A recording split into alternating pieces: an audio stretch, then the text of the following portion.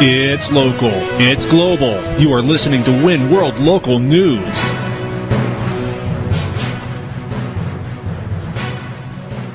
Win World Local News with Potter Smittss. Our top story today on this post-Memorial Day Monday is provided to us by Win Facebook contributor Martin from the Black Forest area of Germany.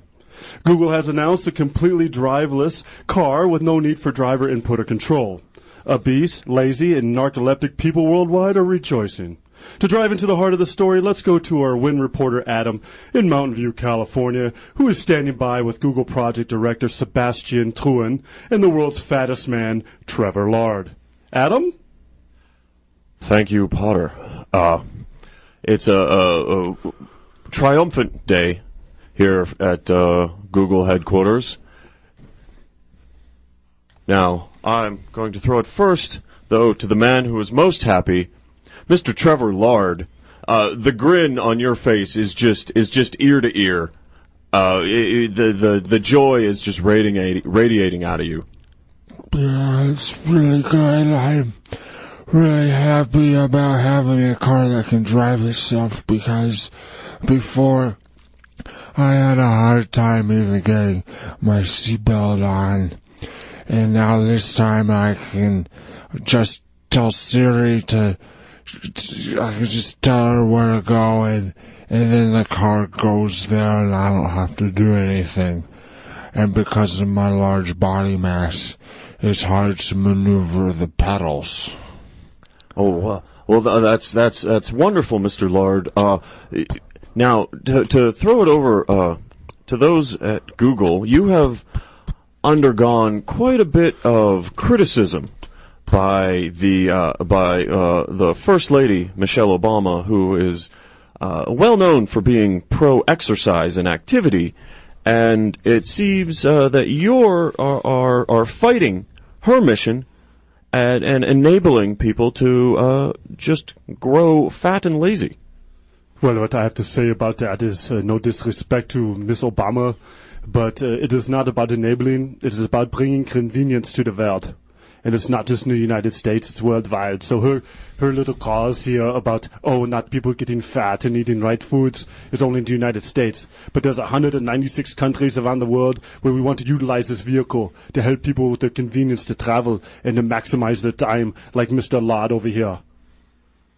Well, Mr. Lard, have you found yourself driving much more? Well, not you driving, but have you been in the car more of late? Not yet, but I'm looking forward to it. And I just want to point out that driving a car isn't even a good way to get exercise. There are a lot of other ways to go. I mean, for example, I wear ankle weights around the house, and that I feel like that's good for calf development. And then there's... You do have enormous calves, Mr. Lard. Just massive. They're like tree trunks. And in actual fact, we've taken some studies and some measurements of Mr. Lard in recent weeks as he's driving the car. We have actually seen him lose some weight because we put a vibro plate in the seat, so it shakes all his lard around, and it helps eat up his cellulite. And on top of that, we also have some heat lamps on the floorboard, and that is great for helping to stimulate the growth of the cells and to burn off more fat. This is Google here. We have innovation. Yes, but clearly your publicity is lacking because no one in the media that I'm familiar with has heard of that. See, now that is a brilliant innovation. And, Mr. Lard, I would like to revisit you in maybe a year or two and see just how effective these heat lamps and vibroplates have been. And our calculations show that if Mr. Lard continues to ride the car and sit in it 8 hours a day as we plan for the next year, he will go from 1,000 pounds to only 202 pounds. That is incredible. And I just want to point out that a driverless car will enable anybody to get around much easier. Those who maybe have been taking mind-altering substances like alcohol or marijuana, and then as well as those who were previously incapable physically, like the blind. Yeah, to get around. So I think the driverless car is a great innovation that will really provide a paradigm shift, because now there will be fewer accidents and more people getting to where they need to go.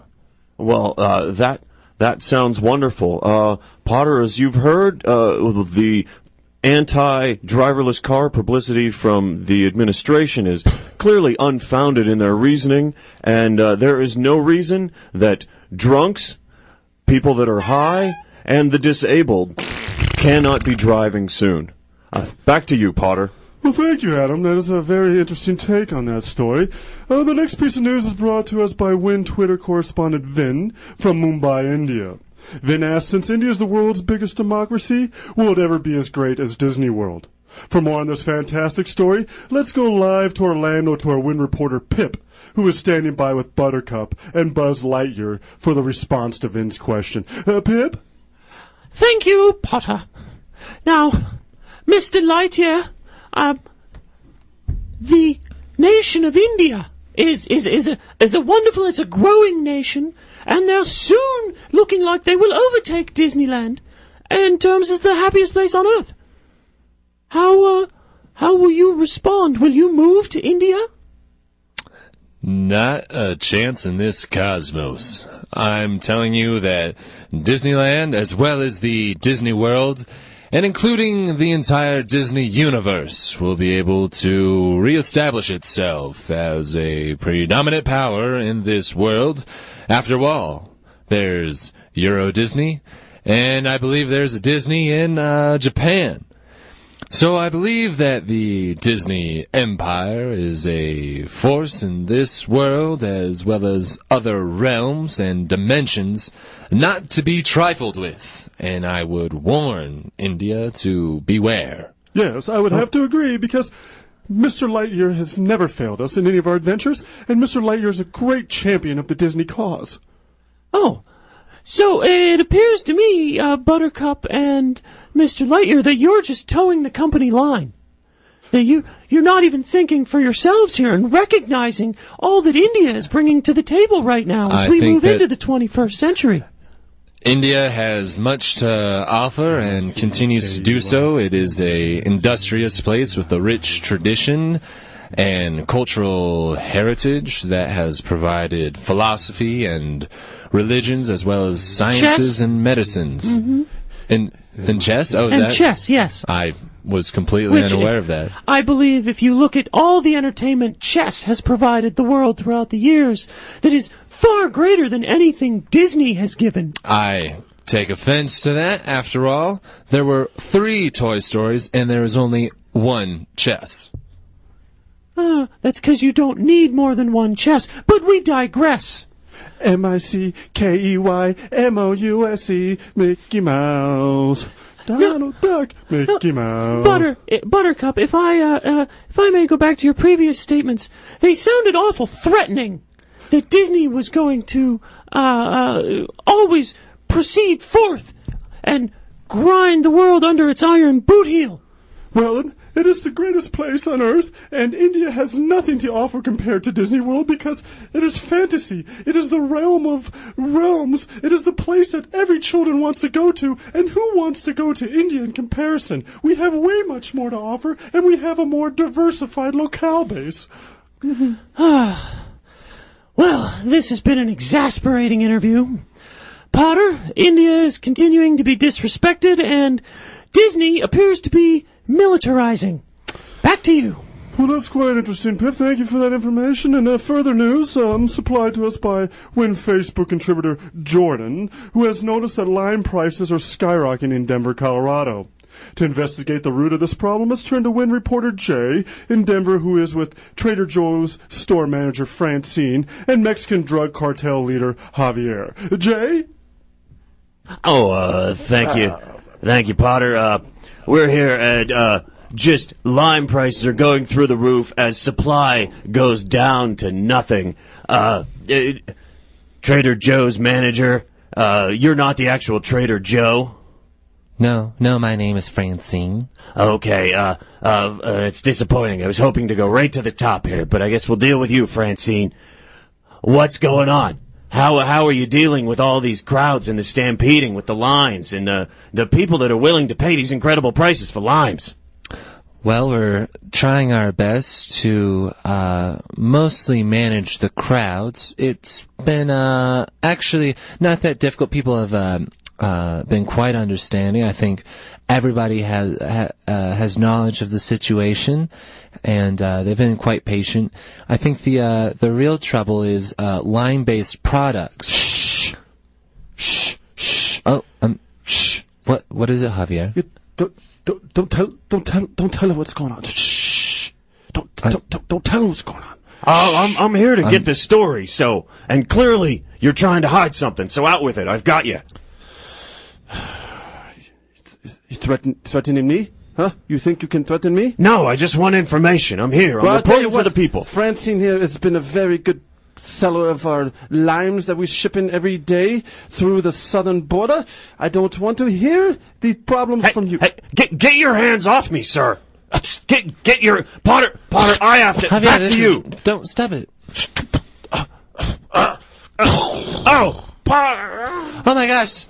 Well, it looks like Jay is down. Well, that's too bad. Well, let's get a quick dash to the World Sports Desk with Fired Up Frank. What is going on in the world of, well, shall we say, upside-down water polo? Oh, people are drowning all over the place. It's a madhouse out here.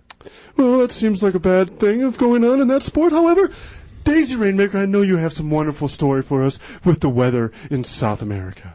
That's right. It's getting to be winter over here, and it's getting kind of cold. But the further north you go in South America, so like in northern South America, it's still pretty hot, because I learned that the equator is one of the hottest zones on Earth. Well, thank you, Daisy, and thank you for tuning in to Win World Local News. I'm Potter Smittss. Good day, and stay tuned for Community Court next on the World Improv Network. Give the Wincast your suggestions via Facebook, Twitter, or the KZKO Win blog during the commercial break of a case that needs to be heard during Community Court. Next on KZKO.